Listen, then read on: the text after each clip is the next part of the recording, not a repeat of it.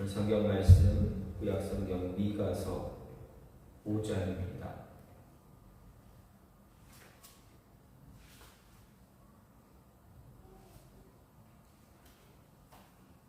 미가 5장 1절부터 15절입니다.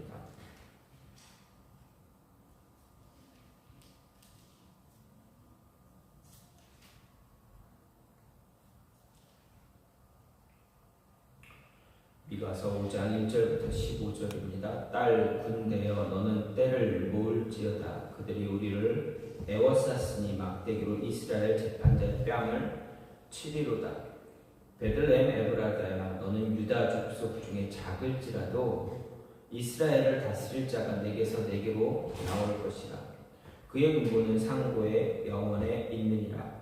그러므로 여인이 해산하기까지 그들을 붙여 두시겠고 그 후에는 그의 형제 가운데 남은 자가 이스라엘 자손에게로 돌아오리니 그가 여호와의 능력과 그의 하나님 여호와의 이름의 위엄을 의지하고 서서 목축하니 그들이 거주할 것이다. 이제 그가 창대할 땅 끝까지 미치리라. 이 사람은 평강이 될 것이라. 아수르 사람이 우리 땅에 들어와서 우리 궁들을 밟을 때에는 우리가 7 목자와 8 군왕을 일으켜 그를 치리니 그들이 칼로 아수르 땅을 황폐하게 하며 니므롯 땅 어기를 황폐하게 하리라. 아수르 사람이 우리 땅에 들어와서 우리 지경을 밟을 때에는 그가 우리를 그에게서 건져내리라. 야곱의 남은 자는 많은 백성 가운데 있으리니 그들은 여호와께로부터 내리는 이슬 같고 풀 위에 내리는 단비 같아서 사람을 기다리지 아니하며 인생을 기다리지 아니할 것이며 야곱의 남은 자는 여러 나라 가운데와 많은 백성 가운데 있으리니 그들은 숲의 짐승들 중에 사자 같고 양떼 중에 젊은 사자 같아서 만일 그가 지나간즉 밟고 찢으리니 능히 구원할 자가 없을 것이라. 내 손이 내 대적들 위에 들려서 내 모든 원수를 진멸하기를 바라노라. 여호와께서 이르시되 그날에 이르러는 내가 내 군마를 내 가운데서 멸절하며 내 병거를 부수며 내 땅의 성읍들을 멸하며 내 모든 견고한 성을 무너뜨릴 것이며 내가 또 복수를 내 손에서 끊으리니 내게 다시는 점쟁이가 없게 될 것이며 내가 내게 새긴 우상과 주상을 너희 가운데에서 멸절하리니 내가 내 손으로 만든 것을 다시는 섬기지 아니하리라. 내가 또 내 아세라 목상을 너희 가운데에서 빼버리고 내 성읍들을 멸할 것이며 내가 또 진노와 분노로 순종하지 아니한 나라에 갚으리라 하셨느니라. 아멘. 오늘 말씀 미가서 5장 1절부터 15절 말씀입니다. 미가 4장의 내용을 좀 다시 한번 보게 되면 대략적으로 하나님으로부터 택함받은 백성이 포로로 잡혀가 큰 고통을 당할 것이다 라는 경고가 있습니다.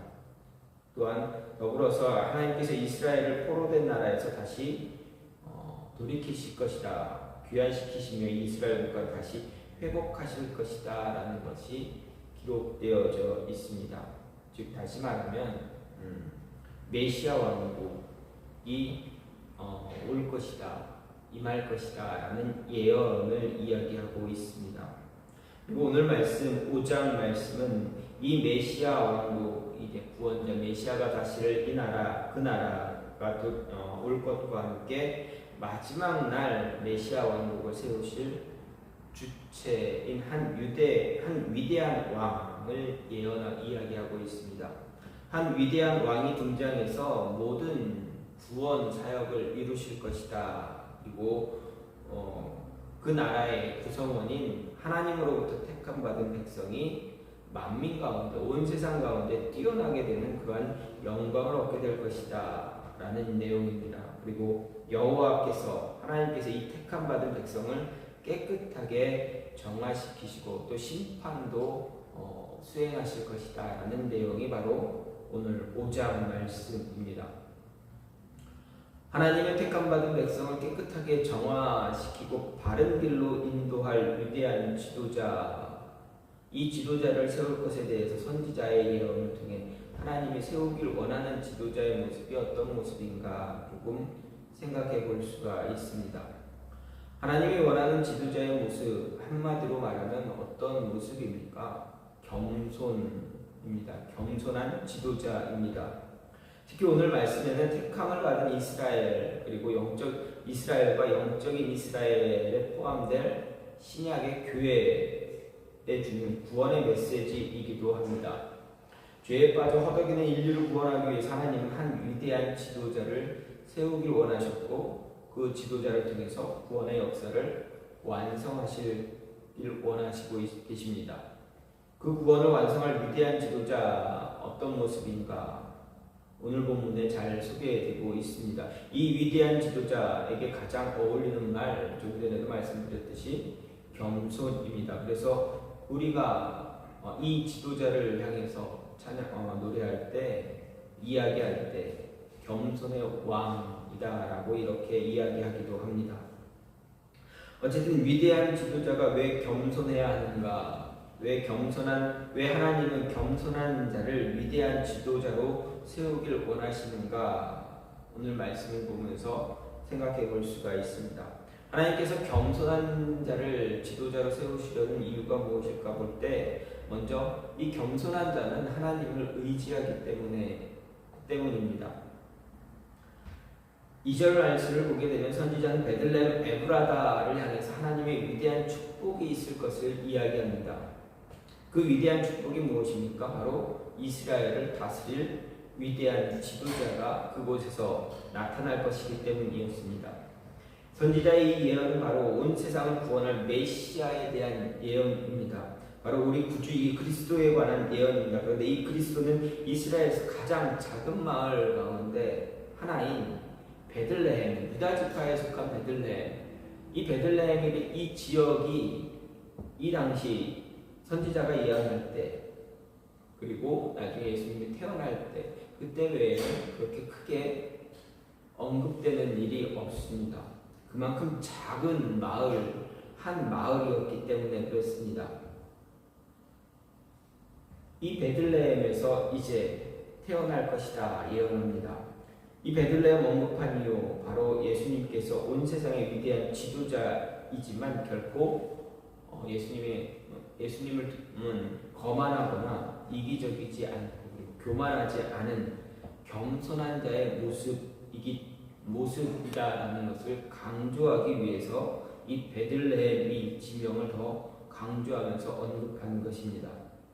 다시 말해서 온 세상을 구원할 위대한 지도자는 겸손한 자의 모습으로 올 것이다 이야기했습니다. 세상을 구원할 메시아가 겸손한 모습을 가지고 올 것이라는 이유, 선지자 4절에서 이야기합니다. 4절 말씀을 보면 그가 여호와의 능력과 그의 하나님 여호와의 이름의 위엄을 의지하고 서서 목축하니 그들이 거주할 것이라. 위대한 지도자의 모습, 겸손한 자의 모습, 어떤 모습이었습니까? 하나님 여호와의 능력, 하나님 여호와의 이름의 위엄을 의지하고 서 있다라고 이야기합니다.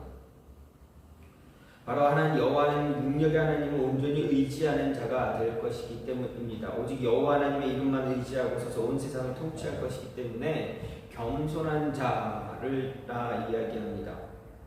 겸손함을 잃지 않아야 자신에게 맡겨진 양떼를 바르게 목축할 수 있기 때문입니다. 거만함에 교만한 마음을 지닌 자는 어떻습니까? 자신에게 맡겨진 양떼를 온전하게 목축할 수 없습니다. 교만하고 이기적인 마음을 지닌 자는 어떻습니까? 자신에게 주어진 책임을 소홀히 여길 때가 많습니다. 소홀히 여길 수 있습니다. 커다란 일에 대해서 열심을 낼 수 있겠지만 작은 일이라 생각할 때는, 사소한 일이라 생각할 때는 어떻습니까? 그 맡겨진 것에 소홀할 수 있기 때문입니다. 자신의 능력만 의지하고 자신의 능력이 크다고만 생각했기 때문에 맡겨진 작고 사소한 일에 온전히 집중하지 못하기 때문입니다. 겸손한 자는 자신이 있어야 할 자리 또한 벗어나지 않습니다. 자신에게 주어진 책임에 소홀한 모습을 갖지 않습니다. 맡겨진 일에 최선을 다합니다. 그리고 자신을 과시하지 않습니다. 이런 목자는 지도자 이런 목자는, 이런 지도자는 언제나 하나님을 의지하는 자가 됩니다. 이스라엘의 위대한 지도자 모세 어떻습니까? 백성들 앞에서 자신의 위대함을 언급하지 않았습니다. 자신의 위대함을 드러내지 않았습니다. 이스라엘의 위대한 왕 다윗도 마찬가지입니다. 하나님 앞에서는 언제나 겸손한 자의 모습을 잃어버리지 않았습니다. 자신에게 맡겨진 백성 다스리기 위해서 하나님 앞에서 1,000번제를 드린 솔로몬, 그 역시도 마찬가지입니다. 하나님 앞에서 어떻게 고백합니까? 종은 작은 아이다 라고 고백합니다. 작은 아이라고 고백한 이유는 무엇입니까? 자신의 아버지 다윗을 이어서 나라를, 이스라엘을 다스려야 하는데 다윗과 같은 큰 능력이 없다라고 본인 스스로 고백한 것입니다.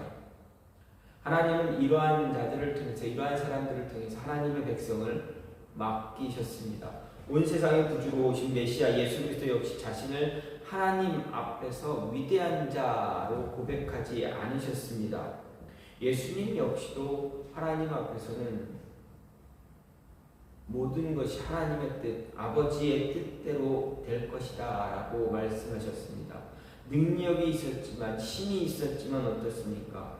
그 위대한 능력을 아버지 앞에서 드러내지 않은 분이 바로 예수님입니다. 위대한 능력의 주이심에도 죽은 자를 살리고 병든 자를 고치고 눈먼 자 뜨게 하고 저는 자와 안전병이를 일으키는 능력이 있음에도 귀신 들린 자를 고치는 능력을 소유했음에도 어떻습니까? 아버지의 뜻대로 되길 원합니다 라고 기도하신 분이 바로 예수님입니다. 그리스도입니다. 스스로 위대한 지도자로, 위대한 목자로 칭하지 않은 분이 바로 예수님입니다. 그래서 우리는 더욱더 겸손의 왕이다라고 고백하기도 합니다. 겸손의 극치를 보여주신 분이 바로 예수님입니다.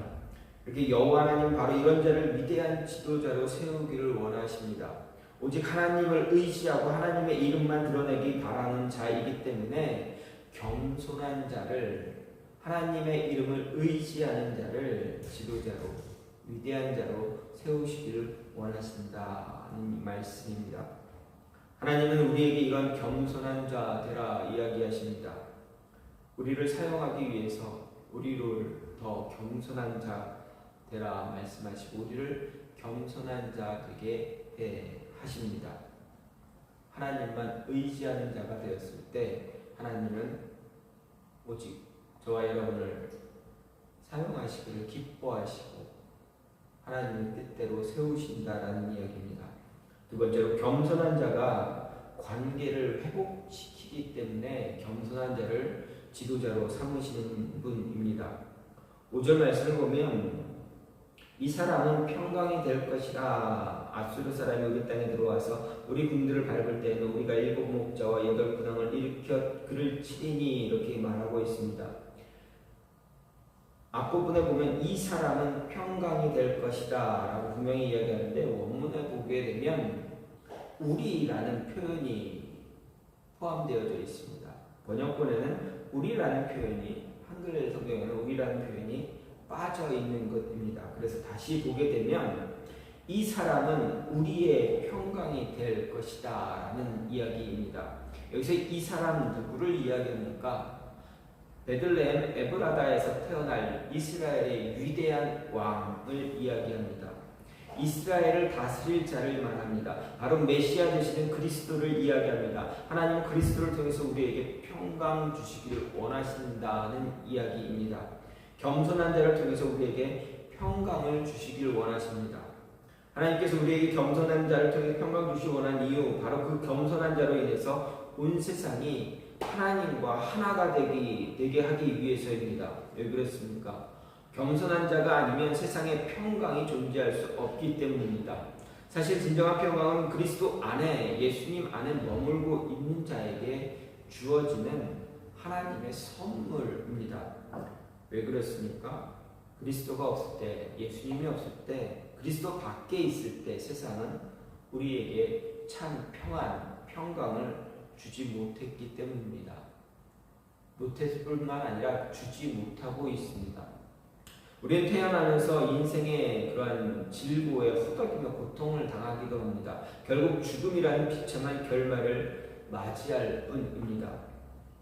이런 모습은 결국 멈추지 않습니다. 계속 다람쥐 쳇바퀴 돌듯이 계속 반복되어지는 그런 모습입니다. 거듭되고 계속될 뿐입니다.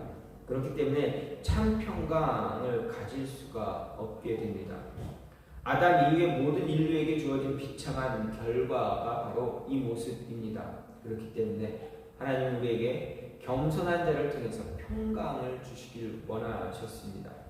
특별히 하나님께서 우리에게 겸손한 자를 통해서 평강 주시려고 하는 이유, 겸손한 자는 분열을 일으키는 자가 아닙니다. 단절이 아닌, 다툼이 아닌 화평을 주는 자이기 때문입니다. 분열이 있는 곳에, 나누림이 있는 곳에, 다툼이 있는 곳에 화평을 주기 위해 온 분입니다. 다시 말해서 관계를 회복시켜 주기 위해서 온 것입니다. 과거 아담으로 인해 분열된 관계를 회복시키기 위해 하나님의 뜻에 따라 세상에 오신 분이 바로 이스라엘의 위대한 지도자, 평강의 왕입니다. 그리고 그 관계를 회복하기 위해서 어떻게 하셨습니까? 스스로 죽음의 길로 걸어가셨습니다. 하나님은 바로 이런 겸손한 자를 위대한 지도자로 세우시길 원하셨습니다. 오직 하나님을 의지하는 자를 통해서 하나님의 이름이 거룩하게 되기 때문에 그렇습니다. 오직 하나님의 이름만 거룩하게 되길 바라는 자를 통해서 하나님은 모든 관계 회복을 이루십니다. 그렇게 겸손의 왕을 통해서 평강을 허락해 주십니다. 세상의 이치를 생각하더라도 틀린 말은 아니다라는 이야기 아닙니다. 왜 그렇습니까? 교만하거나 이기적인 사람이 리더가 되면 어떻게 됩니까? 그 단체, 그곳에서는 분열이 일어나기가 쉽습니다. 자신을 위해서 모든 것을 하기 원하기 때문입니다. 자신의 이름을 높이기를 원하기 때문입니다. 자신의 이름을 남기기를 원하고 있기 때문입니다. 그렇기 때문에 주변을 돌아보기보다는 자신만 바라보게 됩니다. 주변을 돌아보지 않으면 어떻게 됩니까? 서로를 돌보기보다는 자신의 유익함만을 따지는 자가 됩니다. 이기적인 자가 됩니다. 그러다 보니 주변에 어떤 사람들이 모입니까? 그와 같은 동류의 사람들이 모이게 됩니다. 자신의 유익함, 자신의 이기적인 것만 채우기 원하는 자들이 모이게 됩니다. 그러면 그 안에는 진실된 평강, 진실된 평안이, 화평은 찾아볼 수 없게 됩니다. 이익이 없으면 평강이 존재하지 않기 때문입니다. 겉으로 보여지는 평강, 평안만 존재합니다. 그 안에는, 그 내면에는 조금 더 자신의 이름을 높이기 위해서, 조금 더 이익을 챙기기 위해서 보이지 않는 싸움, 그런 분열만 난무하게 됩니다. 하나님이 이스라엘을 위해서, 교회를 위해서 세우실 위대한 지도자, 바로 진정한 겸손의 모습을 입고 있는 자입니다. 겸손을 버리면 어떻게 됩니까? 하나님을 버리게 됩니다. 하나님을 버리면 평강이 있습니까? 아닙니다. 그 안에는 평강이 존재하지 않고 오히려 분열만 주장하는 그 모습만 남게 됩니다. 관계를 회복하기보다는 관계를 더 악하게 만듭니다. 이때 하나님은 우리에게 교회를 향해서 겸손한 자 되기를 요구하십니다. 겸손한 자 돼서 하나님이 세우시는 그러한 겸손한 자 되기를 원하고 계신다라는 말씀입니다. 마지막으로 겸손한 자가 어떻습니까? 메마른 세상을 적셔줄 담비와 같기 때문에 겸손한 자를 세우기를 원하십니다. 7절 말씀을 보면 야곱의 남은 자는 많은 백성 가운데 있으리니 그들은 여호와께로부터 내리는 이슬 같고 풀 위에 내리는 담비 같아서 사람을 기다리지 아니하며 인생을 기다리지 아니할 것이며 이렇게 이야기합니다. 선지자는 이 7절에서 야곱의 남은 자는 많은 백성 가운데 있다라고 분명히 이야기했습니다. 이런 말씀은 8절에도 있습니다. 이 말씀은 우리들이 세상에서 어떤 식으로 존재하게 될 것인지 그 존재 방식에 대해서 이야기하고 있는 것입니다. 특히 여기서 말하는 야곱의 남은 자 누구를 이야기합니까? 이스라엘을 이야기합니다. 교회를 이루는 저와 여러분들을 이야기합니다. 오늘 말씀은 이들이 많은 백성들 가운데 있을 것이다 말하고 있습니다. 여기서 많은 백성이란 누구입니까? 많은 백성이란 남은 자와 대조적인 표현인 그리스도의 통치와 무관한 사람들, 즉 세상 사람들을 가리킵니다. 즉 그리스도인들 우리는 세상 사람들과 따로 구별되어 존재하는 것이 아니라 세상 사람들 사이에 존재하면서 그들과 함께 살아가게 될 것이다 라는 이야기입니다. 그리스도인들은 구별된 자이지만 세상 사람들과 세상과 따로 구별되어서 살아가는 것이 아니라 세상에 속해서 살아가지만 그 안에서 구별되어진 모습이 있어야 된다라는 말씀입니다. 이것은 마치 이스라엘이 이방 국가들과 이웃해서 존재했던 것처럼 교회 역시 세상과 격리된 세상 밖에 세워지지 않고 세상 한가운데 세워질 것이고 성도들은 세상 사람들 중에 섞여 살아가게 될 것이다 라는 것을 말하는 것입니다. 이로 말미암아 교회와 성도들을 우리는 많은 어려움 당하고 있는 것이 사실이기도 합니다. 그리스도인들이 세상 사람들 가운데서 살아감으로 인해서 죄의 유혹을 받기도 하고 세상으로부터 핍박을 받기도 합니다. 그리고 왜 하나님은 교회를 이렇게 여러 나라와 많은 백성 가운데 세우고 또 우리로 하여금 그 가운데서 살아가게 하시는가? 바로 교회와 우리가 여러 나라 백성들 가운데 감당해야 할 일이 있기 때문입니다. 그건 바로 하나님께서 교회와 우리를 세상에 내리는 이슬과 같고 풀 위에 내리는 담비와 같은 존재로 삼으셨기 때문입니다. 특별히 여호와께로부터 내리는 이라는 이 표현을 사용한 그것은 팔레스틴 지역을 생각했을 때 이해할 수가 있습니다. 팔레스틴 지역의 여름은 어떻습니까? 건기입니다. 비가 내리지 않습니다. 거의 내리지 않습니다. 그런데 낮과 밤의 기온차가 심하기 때문에 새벽에 이슬이 내립니다.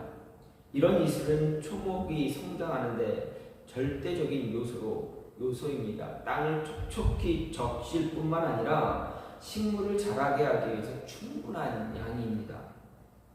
또 시내가 생길 정도로 풍성했다라는 말씀입니다. 또 담비는 파종할 때 내리는 비로 파종한 씨가 뿌리를 내리고 자라는 데 있어 결정적인 역할을 해줍니다. 그런 이유로 팔레스틴에서 이슬과 담비는 식물에게만 좋은 것이 아니라 우리 사람이 살아가기에 필수적인 요소입니다. 생명 그 자체이고 하나님의 축복을 상징하는 것이기도 합니다. 그렇기 때문에 오늘 말씀은 여호와께로부터 내리는 것이라 이렇게 표현하는 것입니다. 여기서 우리는 하나님 교회와 우리를 세상에 따로 구별하여 두지 않고 여러 나라와 많은 사람들 가운데 둔 이유를 알 수가 있습니다. 바로 우리로 하여금 교회로 하여금 세상에 이슬과 같은 담비와 같은 그런 세상에 유익을 끼치게 하기 위해서입니다. 하나님께서 진실되고 겸손한 지도자를 세우기를 원하신 이유 바로 우리로 하여금 하나님의 택함 받은 자들로 하여금 세상에 생명을 부어주기 위해서입니다. 저와 여러분을 통해서 세상에 바른 온전한 생명을 부어주기 위해서입니다. 하나님이 아브라함을 세우시면서 주신 축복, 세상을 향한 복의 근원이었습니다. 아브라함을 통해서 하나님은 세상을 축복하셨다라는 것입니다. 하나님의 택함을 받은 자들 향한 복의 근원이 되는 것이 아브라함을 세우신 이유이기도 하지만 택함 받은 자들에게만 한정된 것이 아니라 온 세상의 모든 백성이 아브라함을 통해서 하나님의 은혜의 축복을 받게 하기 위해서였습니다. 이런 하나님의 축복을 온 세상에 이슬처럼 담비처럼 전하기 위해서 어떻게 해야 됩니까? 겸손한 자가 세워져야 합니다. 이기적이거나 교만한 자가 세워지면 하나님의 은혜의 축복이 전해지지 않기 때문입니다. 예수님도 하나님의 은혜를 온 세상에 전하기 위해서 어떻게 하셨습니까? 따로 구별되어 계셨습니까? 아닙니다. 세상에 들어가셨습니다. 세상에 많은 사람들 안으로 들어가셔서 그곳에서 담비와 이슬과 담비처럼 세상 사람들에게, 믿는 자들에게, 제자들에게 하나님의 복음, 천국 복음을 전하셨습니다. 듣는 자들에게, 귀가 열린 귀를 가진 자들에게 하나님의 은혜의 축복을 전하셨다라는 것입니다. 그리고 겸손한 모습을 통해서 하나님의 영광만 드러내신 분입니다. 하나님의 축복만 전하신 분입니다. 하나님은 우리도 이러한 자, 이렇게 겸손한 예수님의 모습, 그 모습을 따라 살기를 원하십니다. 아니, 그렇게 살아가라 말씀하십니다. 그래서 하나님은 우리를 세우길 원하십니다. 저와 여러분을 세우시길 원하십니다. 어떠한 자가 되어야 되겠습니까? 예수님처럼 겸손한 자 되어줘야 합니다. 하나님은 겸손한 자를 세우심으로 인해서 하나님의 역사, 하나님의 일을 더 잘 감당하게 하십니다. 오늘 미가 선지자는 분명하게 예수님에 대해서 예언하고 이스라엘에 대해서, 이스라엘의 미래를 위해서 예언했습니다. 분명 겸손한 자, 위대한 지도자가 세워질 것이고 그 위대한 지도자가 이스라엘을 다스릴 것이다 이야기했습니다. 그 위대한 지도자의 모습은 어떤 모습입니까? 겸손한 자의 모습입니다. 따라서 예수님 따라 살아가는 우리 또한 겸손한 자 되어서 하나님이 사용하시기에 아름다운 그런 모습을 우리가 만들어 가야 합니다. 저와 여러분이 이러한 겸손한 자의 모습을 통해서 하나님의 일을 감당할 수 있기를 간절히 소망합니다. 이 시간 같이 기도하기 원하는 하나님, 위대한 지도자 세우신 하나님, 겸손한 자를 세우신 하나님, 우리로 하여금 겸손한 자 되게 될 수 있도록 인도해 달라고. 겸손한 자는 하나님을 의지하고 관계를 회복시키며, 그리고 메마른 세상에 이슬과 담벼와 같은 생명의 역할을 하는 자입니다. 주님, 우리로 하여금 그러한 모습 갖게 가질 수 있게 해달라고 지금같이 기도하는